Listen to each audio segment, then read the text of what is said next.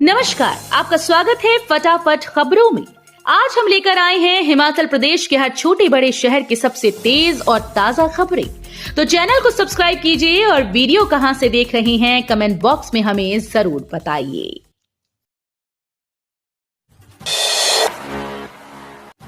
नहीं बढ़ेगी क्लास 4 की रिटायरमेंट एज, सुप्रीम कोर्ट जाएगी प्रदेश सरकार। हिमाचल हाईकोर्ट के आदेश के बावजूद हिमाचल में चतुर्थ श्रेणी कर्मचारियों की रिटायरमेंट की एज नहीं बढ़ेगी। हिमाचल सरकार ने इस फैसले के खिलाफ सुप्रीम कोर्ट जाने का निर्णय लिया है। शिक्षा विभाग को सत्या देवी बनाम हिमाचल सरकार केस में स्पेशल लीव पिटीशन दायर करने के निर्देश दिए गए। हिमाचल में वर्ष 2001 के बाद नियुक्त क्लास 4 सरकारी कर्मचारी 58 साल के बाद रिटायर हो रहे हैं, जबकि इससे पहले के कर्मचारी 60 साल में रिटायर हो रहे हैं। हिमाचल हाईकोर्ट ने मई 2024 में दिए फैसले में सभी को 60 साल में रिटायर करने को कहा था। इस बारे में दायर 112 याचिकाओं का एक साथ निपटारा करते हुए हाईकोर्ट ने 21 फरवरी 2018 को राज्य सरकार की तरफ से जारी उस अधिसूचना को भी रद्द कर दिया, जिसमें यह व्यवस्था दी गई थी कि 10 मई 2001 के बाद नियुक्त चतुर्थ श्रेणी कर्मियों को 58 वर्ष की आयु पूरी करने पर रिटायर किया जाएगा।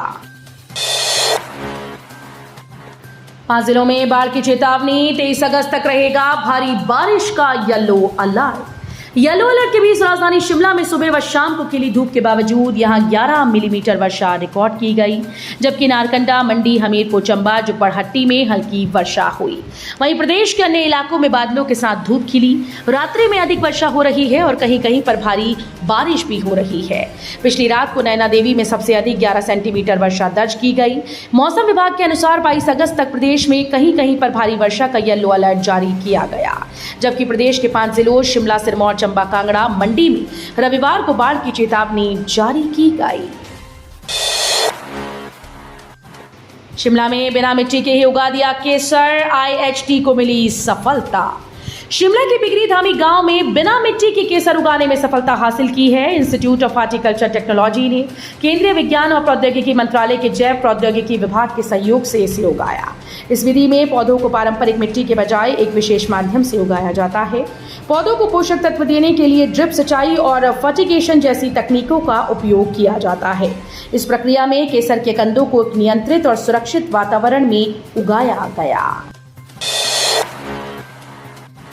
कुटलैहड़ अपर बसाल को मिली 2.21 करोड़ से बनी उठाऊ पेयजल योजना, विधायक ने किया उद्घाटन।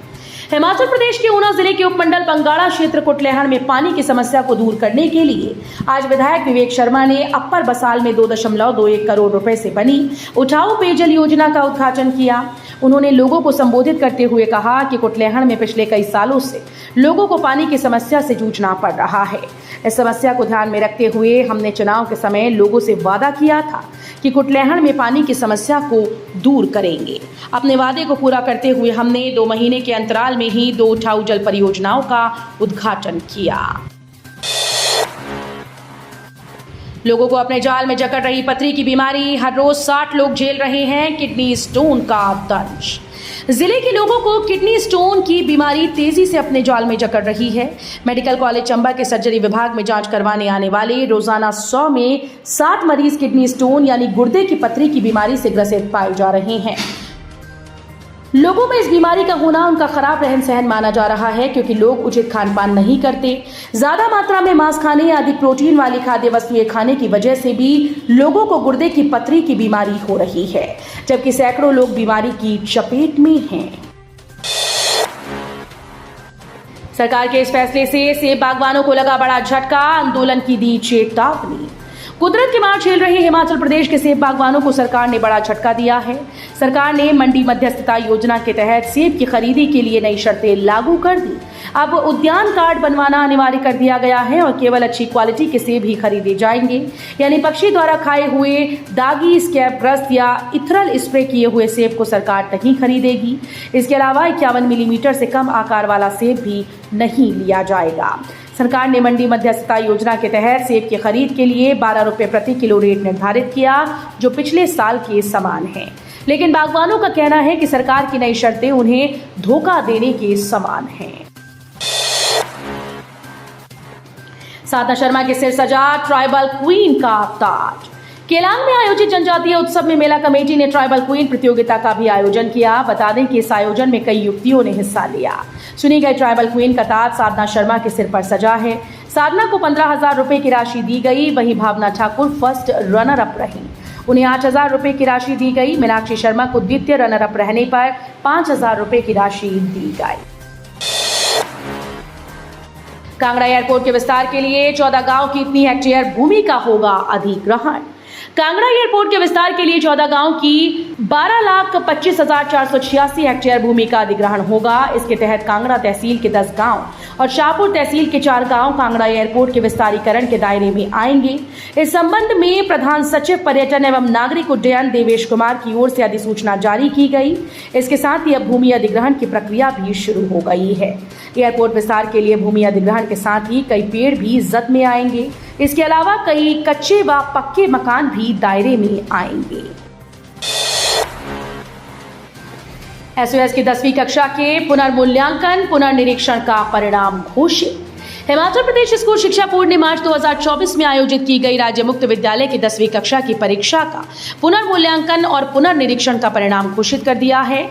स्कूल शिक्षा बोर्ड के सचिव डॉक्टर विशाल शर्मा ने बताया कि संबंधित परीक्षार्थी अपने पुनर्मूल्यांकन और पुनर्निरीक्षण के परिणाम को बोर्ड की वेबसाइट से प्राप्त कर सकते हैं। प्रो कबड्डी सीजन 11 में खेलते नजर आएंगे अर्की के प्रवीण। हिमाचल प्रदेश के सोलन जिले के तहसील अर्की के पजीणा गांव के प्रवीण ठाकुर का चयन प्रो कबड्डी लीग के लिए हुआ। प्रवीण ठाकुर सीजन 11 में बंगाल वॉरियर्स से खेलते नजर आएंगे। प्रवीण के प्रारंभिक कोच भास्करानंद ठाकुर ने बताया कि चंडी अर्की स्कूल से प्रवीण ने 12वीं तक की पढ़ाई की। इस दौरान कबड्डी की बारीकियां भी सीखी। 6 मेडिकल और 4 डेंटल कॉलेजेस में 1015 सीटें भरने के लिए आवेदन शुरू, जानिए अंतिम तिथि। नीट पेपर लीक के चलते करीब 2 माह से अटकी एमबीबीएस और बीडीएस की ऑनलाइन काउंसलिंग आकर शुरू हो गई। काउंसलिंग नीट प्रवेश परीक्षा 2024 की मेरिट के आधार पर शुरू हुई। हिमाचल के 6 मेडिकल और 4 डेंटल कॉलेजेस में एमबीबीएस और बीडीएस की 1015 सीटें भरी जाएंगी। अटल चिकित्सा व अनुसंधान विश्वविद्यालय नेटचौक ने काउंसलिंग का शेड्यूल जारी कर दिया है। फर्जी निवेश ऐप में ऊना के व्यक्ति ने गवाए 59.74 लाख रुपए, मामला दर्ज।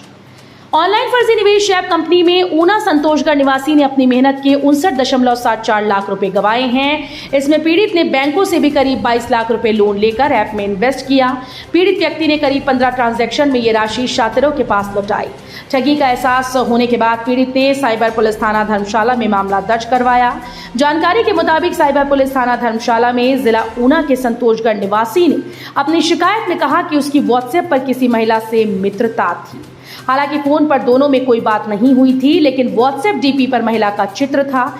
इसी नंबर के शातिरों ने उससे एक ऐप डाउनलोड करवाई थी और इसी ऐप में निवेश करने को कहा था।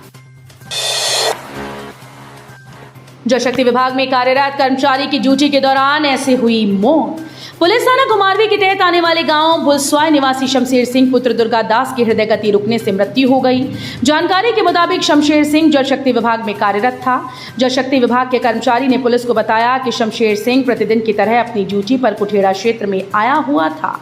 पेयजल आपूर्ति की एक शिकायत के निवारण के लिए वो चौकीदार के साथ मौके पर गया था। इस दौरान करीब 3 बजे चक्कर आया। चौकीदार शमशेर को कुठेड़ा स्थित अस्पताल लेकर गए, जहां पर इनके परिजन भी अस्पताल में पहुंच गए। शमशेर ने अपने परिवार वालों को बताया कि उसके सीने में दर्द हो रहा है। अस्पताल के चिकित्सकों ने प्रारंभिक उपचार के उपरांत उसे एम्स बिलासपुर रेफर कर दिया। तो ये थी आज की फटाफट खबरें। हम मिलेंगे अगले बुलेटिन में, तब तक के लिए धन्यवाद। जय हिंद।